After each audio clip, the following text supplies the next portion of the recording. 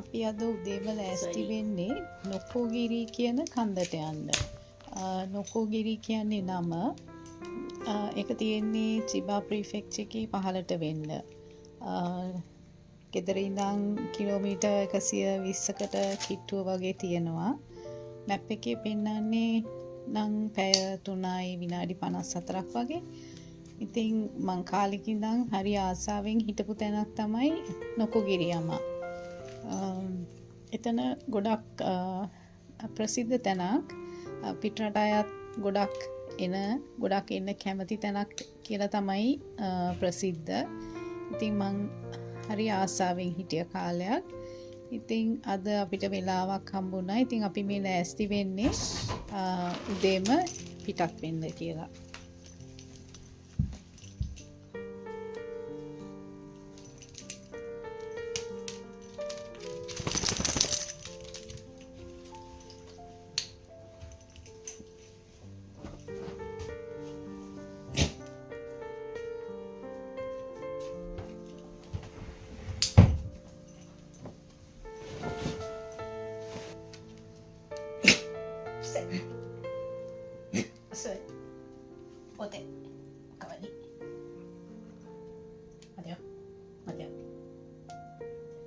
එයාගේ ට්‍රීට් එක මං නලලෙන් තියලා තියෙන්නේ.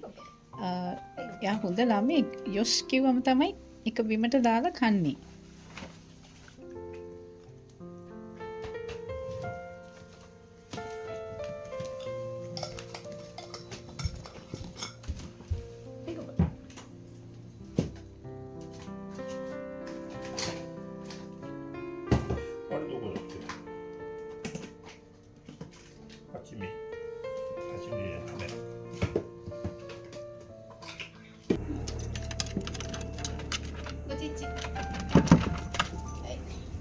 Ayo go Cici.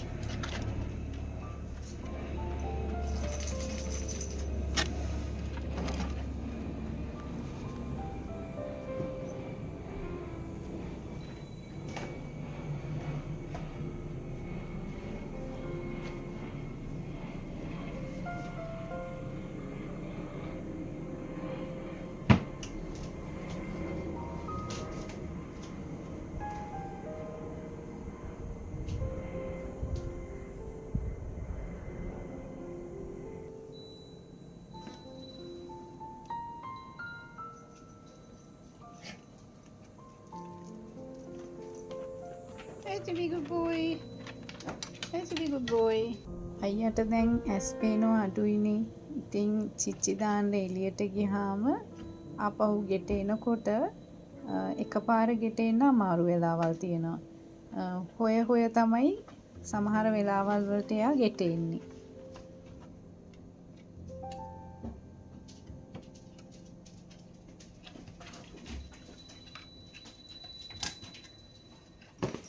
ගමනක් යන්න ලෑස්ති වෙනකොට අයියයි මල්ලි දෙන්න යන ගමනක් නම් මං ඉස්සල්ලාම කරන්නේ ඒ දෙන්නම ලෑස්ති කරන එක.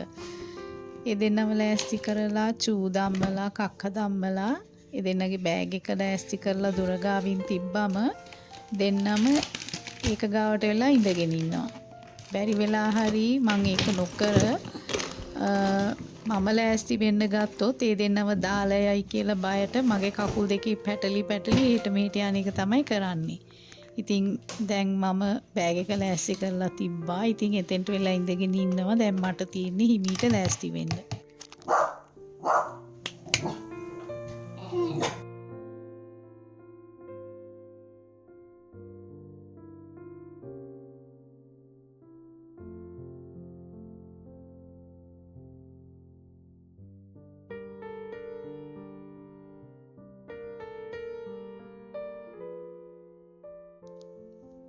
මැප් එකේ පැය 3යි පැය 4කට කිට්ටුව වගේ වෙලාව පෙන්නුවට සාමාන්‍යයෙන් අපේ ගමන් වලදී නිතර මග නවත්තනවා.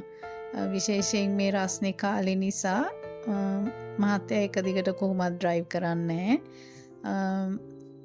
තැන් වල නවත්තලා එයා මොනවා හරි බීලා පොඩ්ඩක් රෙස්ට් කරලා ඊට පස්සේ අයියවයි මල්ලිගේ ටොයිලට් බ්‍රේක් එකත් අරගෙන ඔහොම තමයි ඉතින් යන්නේ.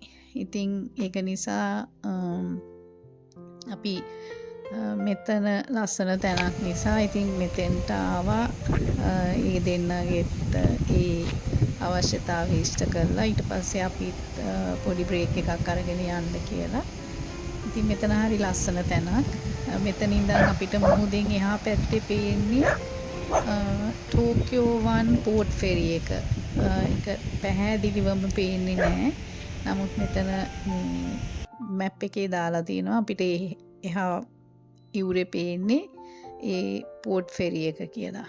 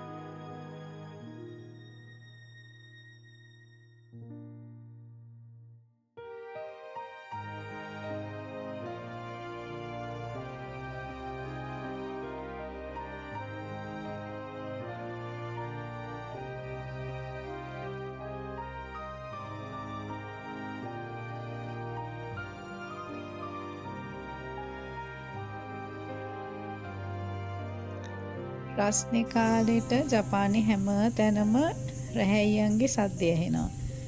ගෙදරින් එළියට බැස්සොත් රැහැයියන්ගේ සද්දේ. ඉතින් විශේෂයෙන් මේ වගේ වටේම කැලෑ තියෙන තැනකට આવොත් ගොඩාක් සද්දයි. මහත්තයා නම් ඒගොල්ලොන්ගේ සද්ද අහලා වෙන වෙන මේගොල්ලොන්ව අඳුරනවා. මට නම් ඔක්කොම එක වගේ තමයි ඇහෙන්නේ. ඉතින් අපි මේ කන්ද ගාව ඇවිල්ලා නැවැත්තුව තැන ඉඳලාම ඒගොල්ලොන්ගේ සද්ද කුරුල්ලන්ගේ සද්දත් ඇහෙනවා. රැහැයියන්ගේ සද්දත් ඇහෙනවා. ඉතින් ජපානයේ කිව්වම එහෙම රැහැයියුන්ගේ සද්ද ඇහෙන රටක් කියලා ගොඩාක් අය හිතන්නේ නැතුව ඇති. ලංකාවේ නම් මට එහෙම රැහැයියන්ගේ සද්දය ඇහෙන්නේ නැහැ. මම පුංචි කාලේ නුවර ඉන්නකොට අපේ ගෙදරට එහා පැත්තෙන් තිබුණ උඩවත්ත කැලේ කියලා කැලයක්. ඒ කැලේ නම් හවස් වෙනකොට රැහැයියන්ගේ සද්ද ඇහුණා. හැබැයි ඒත් අපි ලොකු වෙනකොට ඒ සද්ද ටික ටික නැති වෙලා ගියා. දැන් කොහොමද දන්නේ. හැබැයි ජපානයේ නම් හැමදාටම රස්නේ කාලෙට හැම රස්නේ කාලයකටම මේ වගේ තමයි. කොහේ ගියත් රැහැයියන්ගේ සද්දේ. ටවුන් එකකට ගියත් කොහෙන් හරි ඒගොල්ලොන්ගේ සද්දය ඇහෙනවා.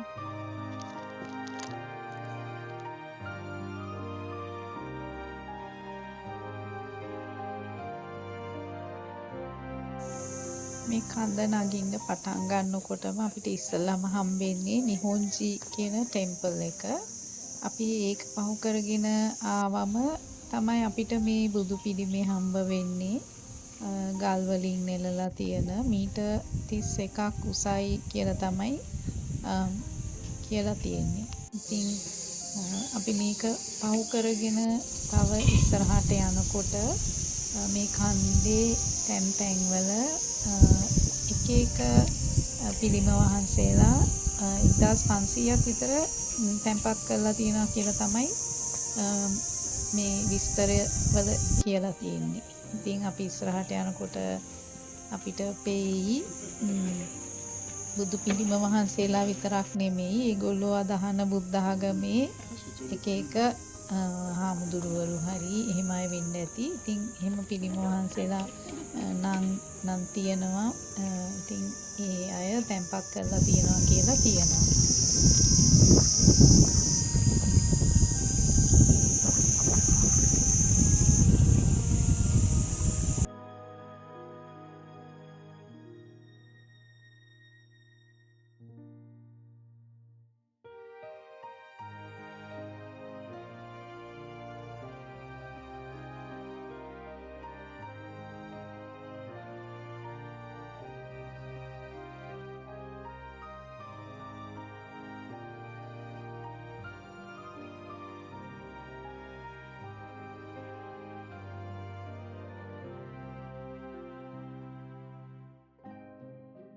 අපි දැන් ඉන්නේ කන්ද උඩම තැන.